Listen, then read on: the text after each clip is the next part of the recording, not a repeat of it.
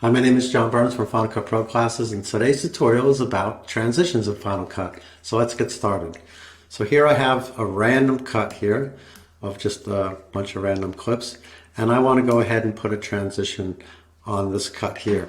So I'm going to grab the most common transition, cross dissolve, and I'm going to drop it on. So it drops on, and if my timeline is big enough, I'll see these controls. I'll see these two lines here, and I'll see these two lines here. So a couple of things you can do when you have this double triangle in the middle. If I put my mouse over the double triangle, I get the roll edit tool. What that allows me to do is roll the transition left or right. Basically, it's rolling in one clip and rolling out the other. So you're not changing the duration of the timeline, you're just changing where the edit point is, moving the transition with it. So it's like a roll edit, but basically you have a transition attached to it. If I get on the end of the transition, I get the brackets here, and I can pull the transition in and out to make it longer, shorter. So you can see it's longer now, or I can make it shorter, and now it's super short.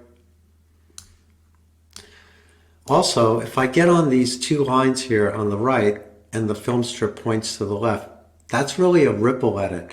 So if I click down and I pull in, I'm actually pulling in the clip on the left. I'm making it shorter in the timeline. So my duration of my timeline is changing. It's getting shorter. And you can see in the left screen where exactly the edit point is going to be when I drag that. So now I've shortened that clip here and kept the transition the same. And the same with on this side, if I click down and the film strip points to the right, I'm now shortening or lengthening the clip on the right side. So it is changing the duration of my timeline. When I let go, that's where the new edit point is going to be.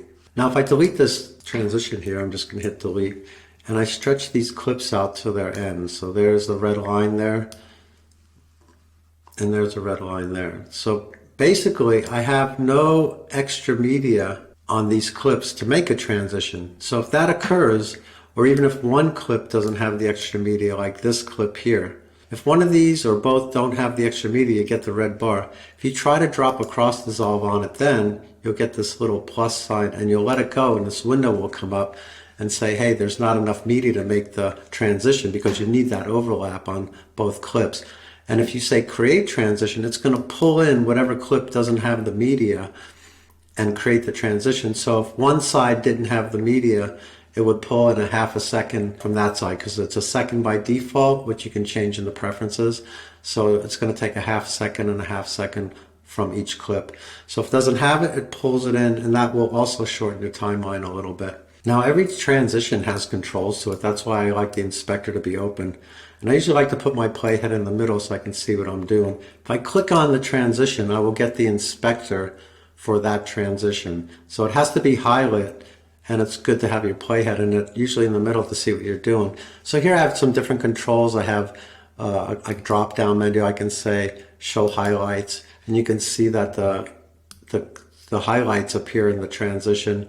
And there's different looks. I can say dull, and now you can see it gets dull, and whatever. So it's something you have to play around with because there's so many controls and there's so many different things you can do. Also, I have the amount of, looks like the amount of the effect, the cold effect.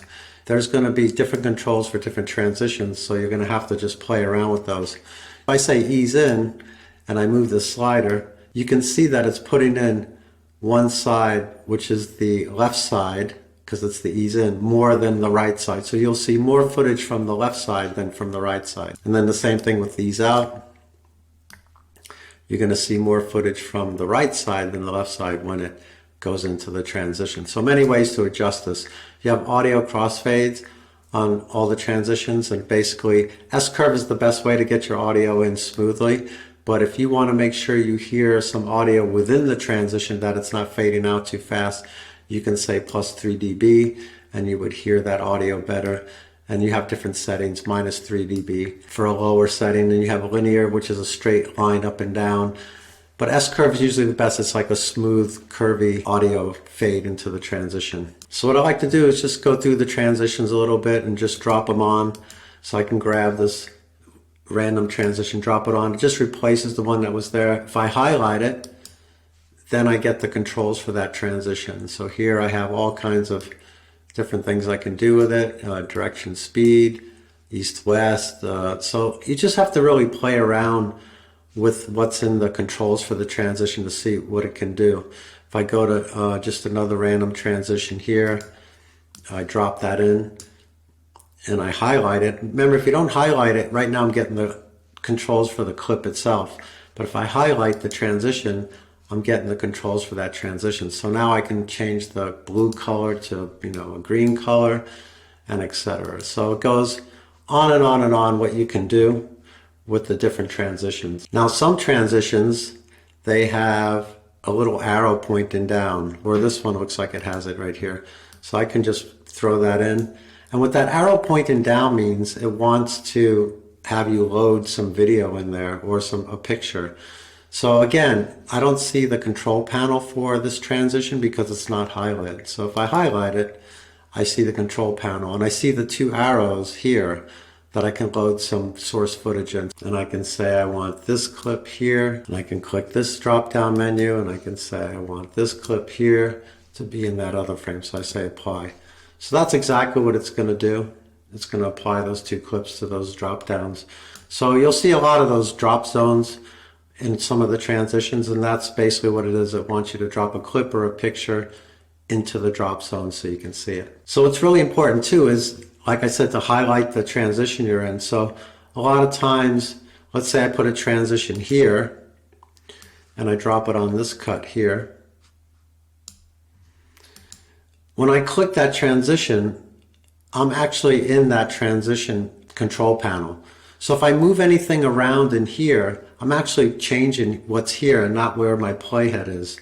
So you have to make sure that your highlight in the right thing and your playhead is in it so that you can see what you're doing basically. Now you see with this particular transition, it has these little dots on it, and some have 2, some have 6.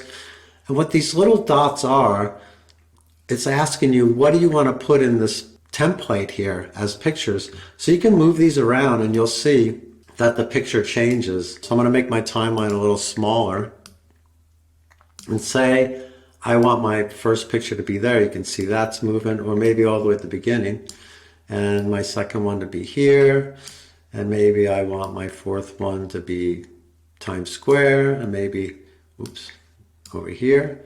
And then maybe this one can go over here. So you can see with these little markers that you can change the template. So a lot of the transitions will come up with these little dots, and then you'll know what they're for. It's just move them around and so you can fill in the frames. So again, you just have to try out these different transitions. There's a lot of them, and they have one called curtain. And I always find that to be funny. So I drop that in and I put my playhead in it. Again, if I'm clicked on here, I'm only seeing the controls for this transition. But if I move my playhead here, I see the transition, but I'm still in the control panel for this transition here. So you have to be careful. If you move controls here, you're changing this without seeing it. So now I'm going to go ahead and highlight the curtain transition. I can see that it has different things. I can change the color of the curtains to green, and that's fun.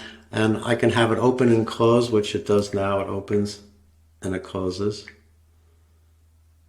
or closes and opens, okay? Or I can have it just open and it just opens to the new shot. Or I can have it just close only. So basically it goes into the new shot and just closes. Okay, so many different things. And maybe at some point you've, for whatever reason, double clicked the transition and something happened to your timeline. You double clicked it and wow, your timeline opens up into a completely different thing. This is called the precision editor. And what it does is you're able to move your transition around where you want it. So right now, if I shorten that a little bit, I can sort of ripple it. My timeline's not big enough to get the controls to that. So here I'm going to move it up a little bit. Now I can get the controls. Sometimes your timeline is a little bit too small and you can't see the icons where you can grab stuff. So here I can slide that transition over. Here it's showing me basically what I'm not going to see. And here also, the grayed out areas. I could actually ripple edit this cut either way, and you're actually changing the duration of the timeline. It's like a ripple edit in the normal timeline. And if I click this arrow, it drops this down and shows me the extra media here. So here I can also change the edit point for this clip. So it's just another way to edit. You know, I don't really use the precision editor that much, but if I was really tweaking a transition or something, I might use it. You know, people like to edit differently, and there's a lot of different tools. So it's really up to you what you feel comfortable with. So to get out of the precision editor, you just can go to view. You can say high precision editor, or you can hit escape on the keyboard. So I'll say hi. So now we're back to our normal timeline. So I hope you enjoyed this tutorial about transitions, and thank you, and like or subscribe if you like, and see you on the next tutorial.